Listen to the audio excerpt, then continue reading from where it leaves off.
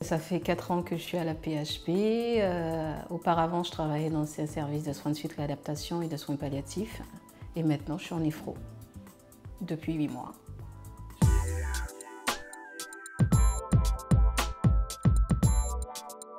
C'est beaucoup de soins techniques, donc qui concernent plutôt la chimiothérapie, tout ce qui est perfusion, pansement, post-chir, surveillance aussi d'un patient qui rentre de bloc, aussi l'éducation thérapeutique d'un patient post-greffe. Il y a aussi la dialyse péritonéale. On suit une formation bien spécifique par une infirmière du service. On fait la surveillance de post-chir. J'ai un patient à qui on a posé un cathécano, faire des pansements stériles, surtout très très stériles.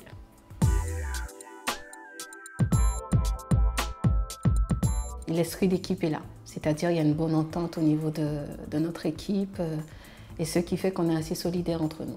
C'est bien pour surmonter certaines difficultés.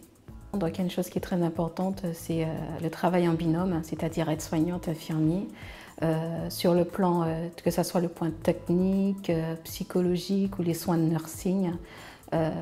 L'aide-soignante est très importante, sa place est très importante dans ce service.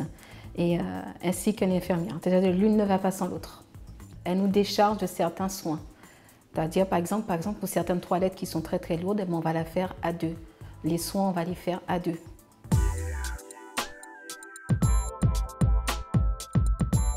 On n'a jamais fini d'apprendre. C'est un métier, on apprend, qui est très riche sur tous les plans, intellectuellement, psychologiquement, techniquement parlant aussi. J'ai eu l'occasion de faire plusieurs formations, donc formation au niveau de l'hémovigilance.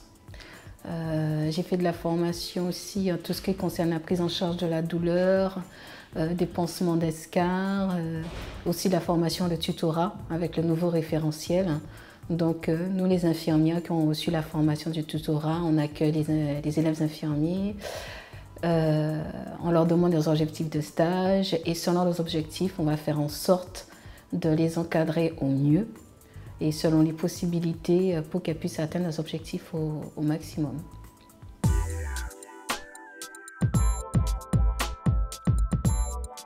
Il faut aimer l'être humain, je pense, pour faire ce métier. Dire que c'est une vocation, je pense qu'on n'est pas infirmier, on devient infirmier. Quand on a la satisfaction, le patient reconnaît les efforts qu'on a faits et voit qu'il est content du service, même s'il ne sort pas guéri, mais dès que son séjour à l'hôpital s'est très bien passé et qu'il vous remercie, c'est très très gratifiant et ça n'a pas de prix. Voilà.